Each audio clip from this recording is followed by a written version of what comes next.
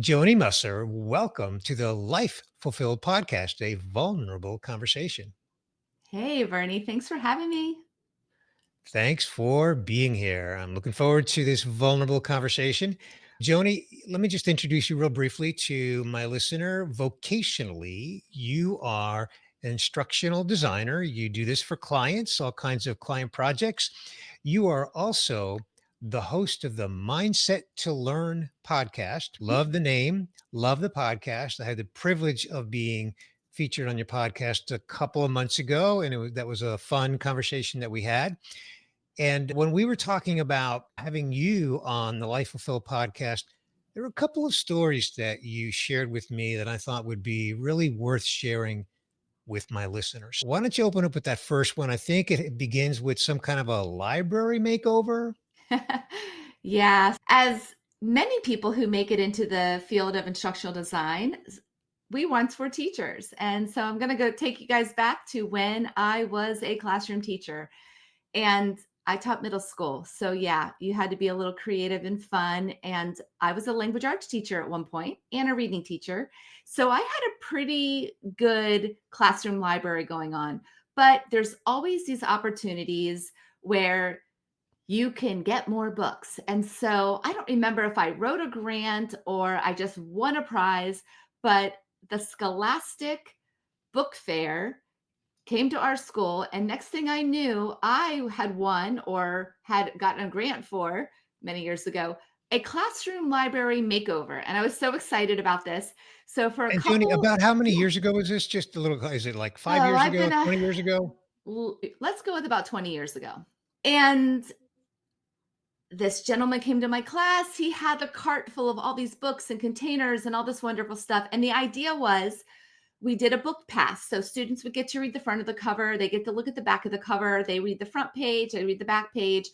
They get a gist about what each book is about and they make a note of it. And then they pass it on to the next student behind them. And they're going through this process because eventually they're going to be cataloging or categorizing these books into different types of genres. And they even got to work together to figure out what the names of the genres are. So my Students, bookshelves you're are saying getting students redone. are doing this. The students are doing this. So remember, Okay. they're middle schoolers. So sixth, seventh, and eighth graders. They're very capable. And Okay. it was a fun activity for them. Even if I go back and redo it later, it's still good for them right then, right? Sure. So Sure. teaching them some skills.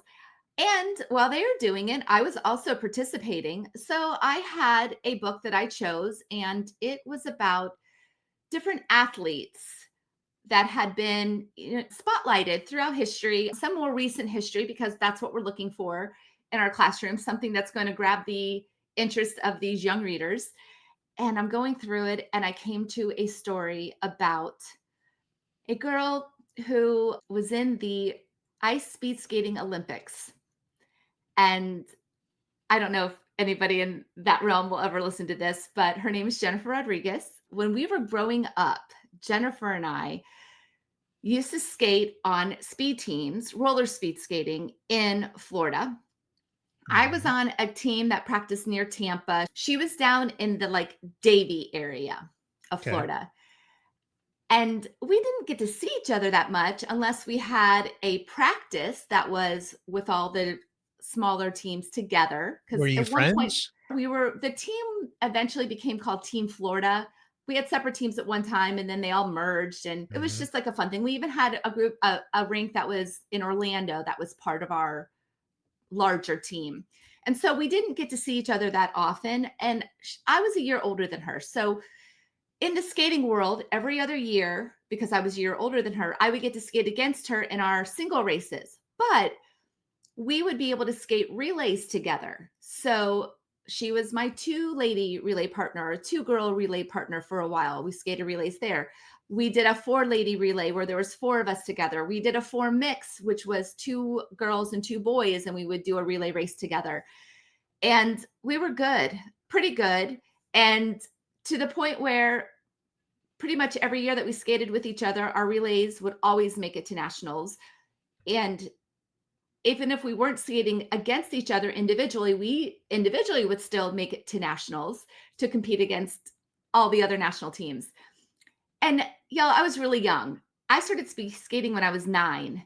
And when I was 13, my mom had a cerebral hemorrhage, and I was at a speed skating practice in the morning in Tampa. She was in another county. They didn't even tell me at the time that she was in the hospital or actually what happened. I found out later that day. But she ended up being in a coma for about 2 months, maybe two and a half. I remember I was young. I don't remember exactly. Things were so much different in your younger mind. But that event significantly changed the trajectory of what I thought my life was going to be like. I thought for sure that one day I was going to be this amazing speed skater. I was going to transition to ice. And like Jennifer Rodriguez, myself, and a lot of other skaters that skated with us, we had this dream that we would be in the ice speed skating Olympics one day. And we strove for that. That was like a goal, right? And with my Right. mom having a cerebral hemorrhage, it changed everything about my family dynamics. Finances were the biggest piece emotionally because we had to deal with my mom's recovery and the Sure. after effects from the brain aneurysm having not just effects on her speech and the movement of her body. So she can feel on her left side. She just has a lot of trouble moving it. But also that emotional piece because I would come home from school some days and my mom would just be in bed and I didn't know if she had recently had a seizure. She was on medication to stop her from having seizures, or she would be really depressed. And she would tell me a lot of her thoughts from that day, which weren't always positive. And I had to be the strong person and try to pump her up. And I would just carry all of that. So when it came to the time for me to make some choices through my teens about can we afford for me to keep skating? The answer ended up being no. It was expensive between the cost of practices, the cost of equipment, the cost to go to meets, the cost of travel. Travel. Yeah. Eh, we just couldn't do it. And I had to step back and it was really difficult for me as a teenager because I had these dreams and it's what I wanted to do, but then Sure. I had to have a reality check about things that were not necessarily in my control back then. So, come back to teaching, I'm opening up this book and I'm reading this little story, about 3 or 4 pages, about Jennifer Rodriguez being the Olympic ice speed skater. And while every single time I ever watched her skate in the Olympics, I cheered her on, I was probably one of her biggest supporters. She probably doesn't know it, but from home watching, I was, and I was so excited. Seeing that while I'm sitting in a classroom after, yes, I've gone to college, I've got a degree, I'm teaching now. I was probably into my seventh or eighth, ninth year teaching at that point. And I'm reading this whole section of a book about her and her successes. And I lost it. I just started crying because I just felt not regret, but it was almost like somebody was twisting me inside because I felt like she got to live the dream that I knew I had to give up, even though I didn't have a choice. So let me just jump in with a thought that I have just to share Yeah. and have some conversation with you about this, Joni, because I can even tell it's an emotional story, clearly, and we can see why. Whenever I think about it, talk to people about my 5 pillars in not just in the Life Fulfilled podcast, but even in the training, the leadership training that I do, it's the same principle, the 5 life pillars: health, fitness, career, relationships, and legacy. One of the things that I always say, usually in the context of health, is that there are things within our control and there are things not within our control. And you're sharing an example of that, Joni. You Mhm. didn't have any control over what happened to your mom. And then you chose to be the loving daughter and the caring daughter that you were and are. And it changed your life in ways that you didn't have control over. And I appreciate your comment that you said you don't have regrets because it's not something you chose, but it did alter your life in a significant way. And I Mhm. also want to commend you for your comment about cheering Jennifer on. I am curious about your comment saying she may not know it, but I do want to commend you for saying that you cheered her on because it must have been difficult for you to see her go on and you not be in that journey with her. Yeah, when I say she may not know it, through our teens and our lives went separate ways, and she had her trajectory and I had mine. And I think we connected one time on Facebook, and then I think she just got, I don't know. I think she got rid of social media, either that or she stopped following me. Who knows?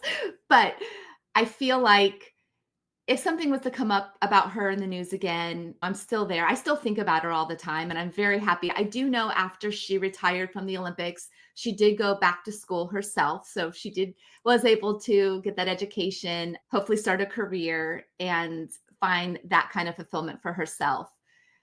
I had to do that initially. So it was reversed where I got to go and get the education right away out of high school. She continued doing the athlete route to the Olympics.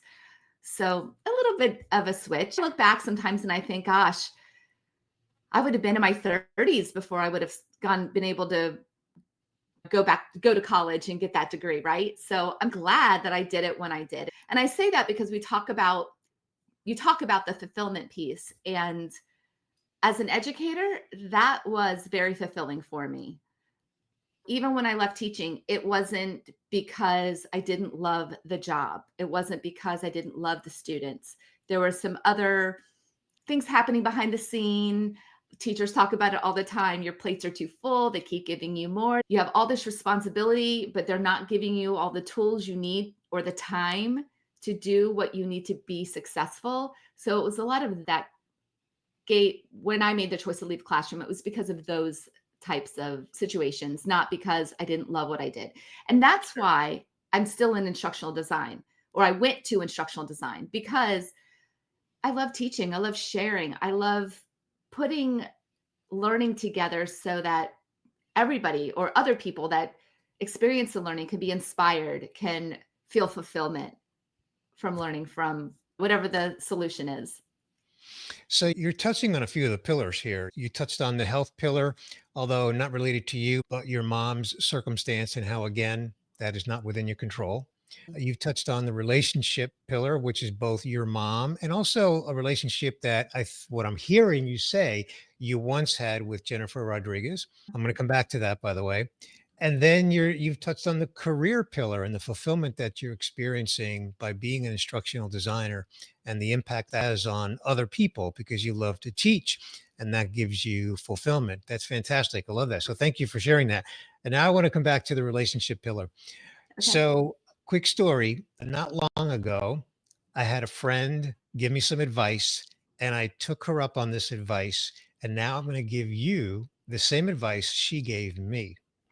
So I was telling her how I had lost touch with a friend of mine from my youth, just a guy that I used to be best buddies with.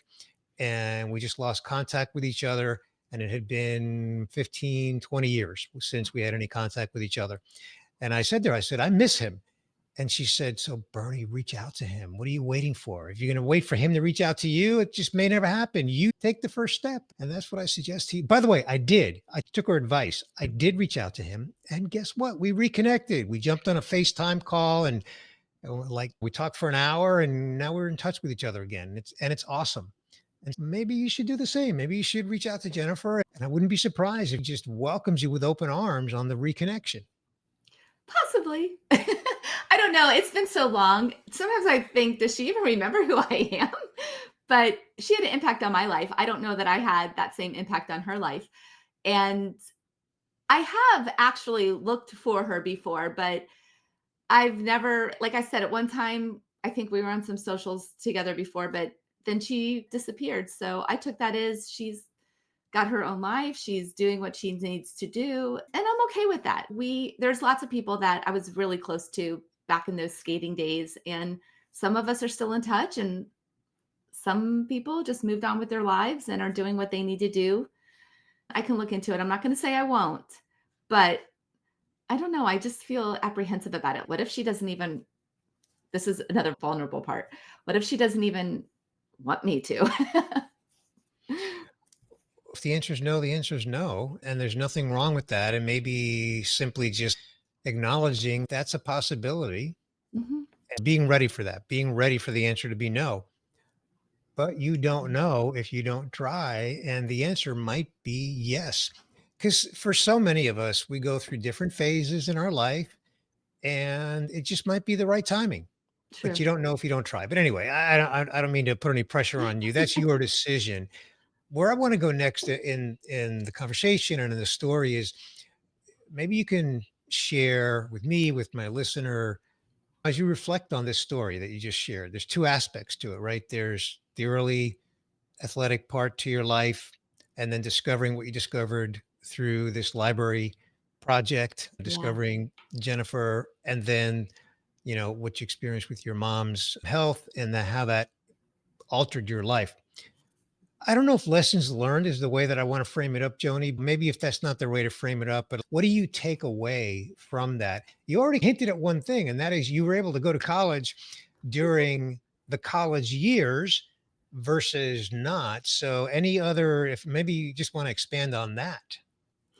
Yeah, I think the lessons I learned when I look back would be more around I'm the oldest sibling. And for a lot of people who are the oldest sibling in a family dynamic like that, you take on a lot of responsibility anyway. You end up being the one that is, I don't want to repeat myself, but I'm going to. You end up sometimes being the more responsible one, the one that doesn't have, you're not the wild one. You're not the one that takes advantage of things all the time. You run an even keel when it comes to what's you're supposed to do, what's the right thing to do. And I found myself in that cycle where one, I was afraid to do anything wrong because I didn't want to put any more pressure on my family because they were already going through so much. So I was pretty much that rule follower student. I never was in trouble.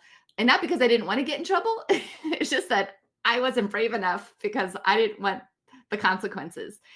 And I didn't want to put any kind of that pressure on my parents. So I look back and I think it taught me that. But at the same time, what I didn't share is when my mom had the cerebral hemorrhage, grandmother, who also lived with us at that time, my mother's mom, she had cancer. And while my mom was in recovery, my grandmother passed away. So my mom lost her body, her pretty much her whole life the way she knew it prior to the cerebral hemorrhage was going to be different. It was gone.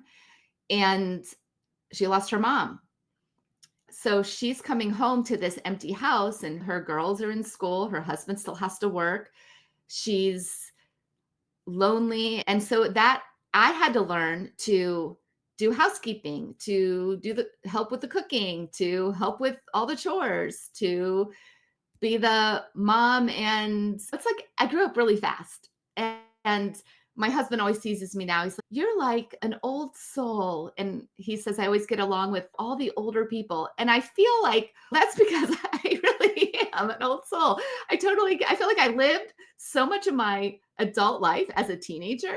And a lot of people don't realize that. So I look at that as lessons learned early, which I think helped me when I became a teacher.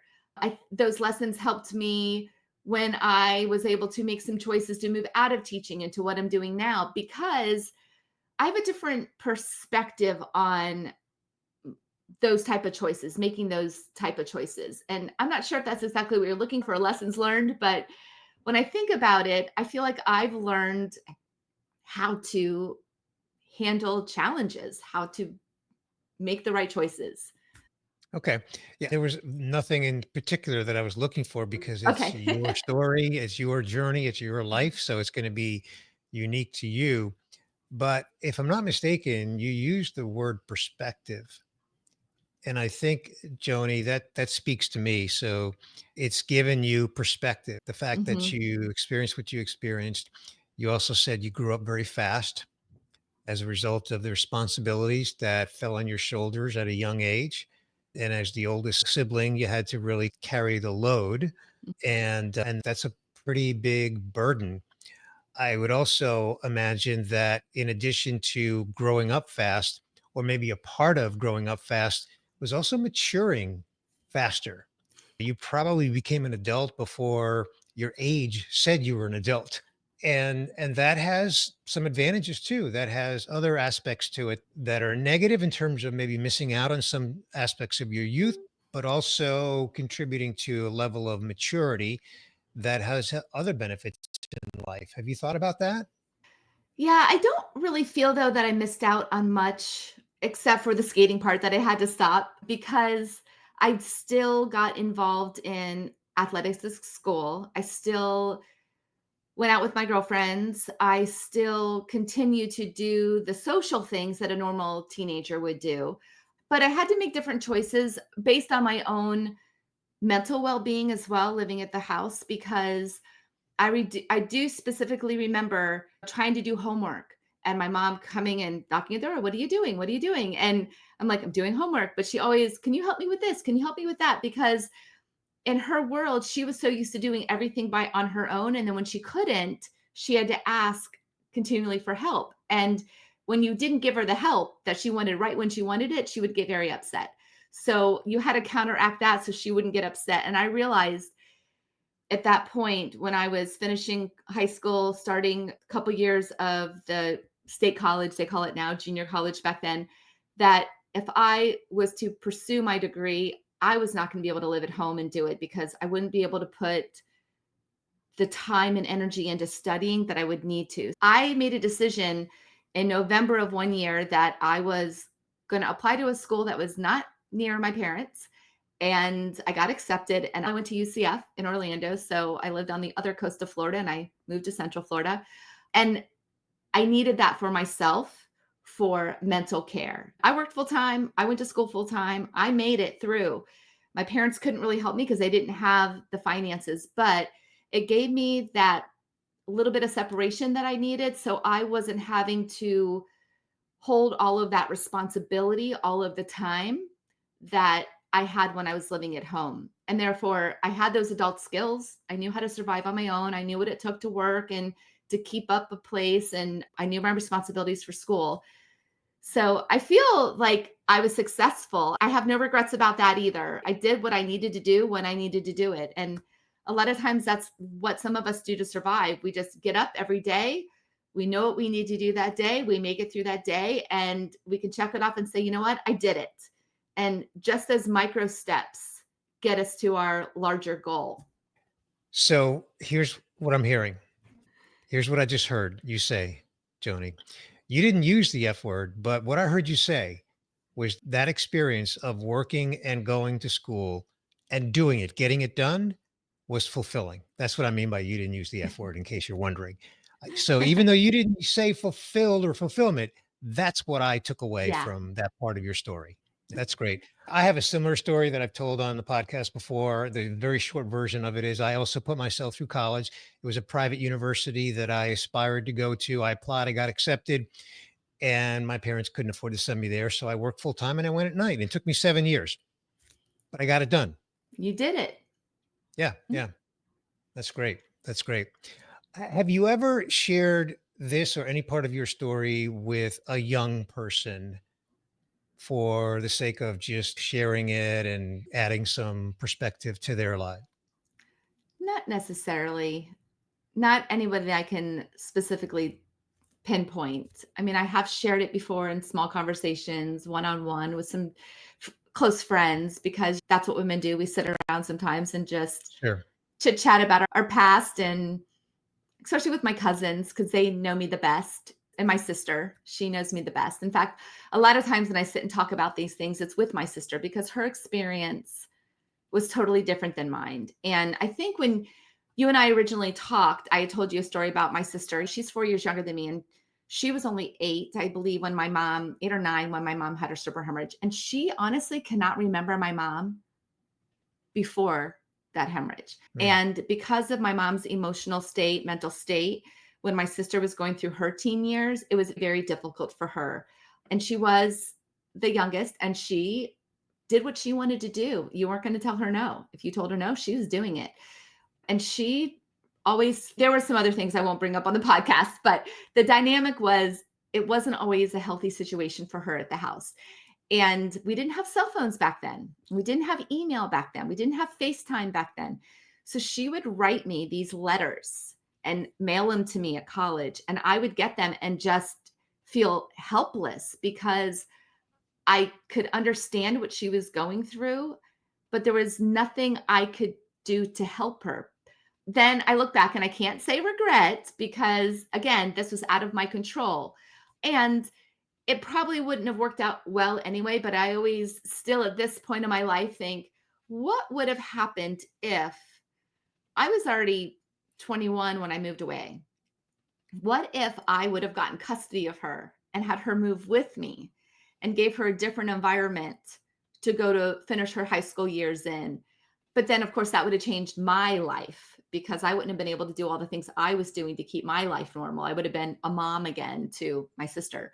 So I get that there's always those what ifs, but I still tell her that because I want her to know that I saw her, I heard her, but I was too young to actually know that I had any decisions that could have been made or choices that I could have made differently back then. And I was focused on me at the time.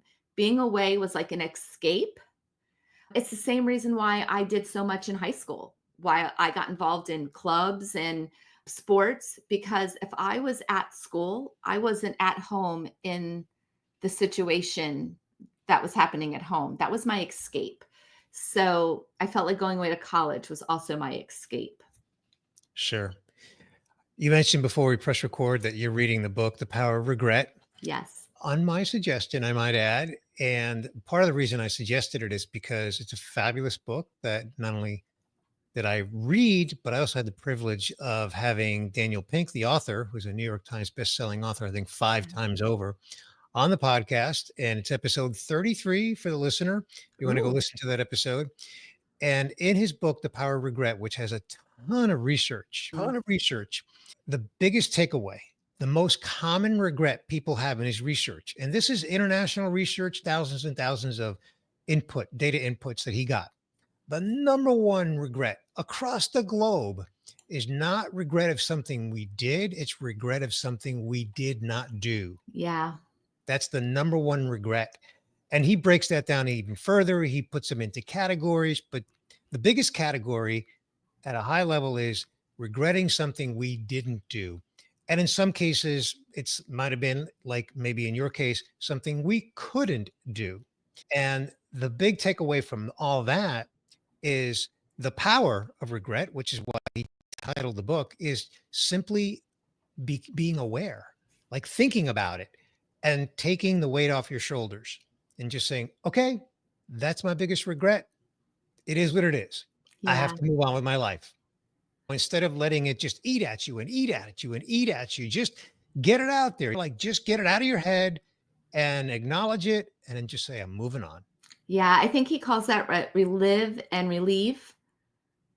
It's where you relive it. It's okay to think about it, what happened, but then it's okay to let it go because you understand that there is nothing to do about it. And you don't want to keep rethinking about it over and over because that's not healthy.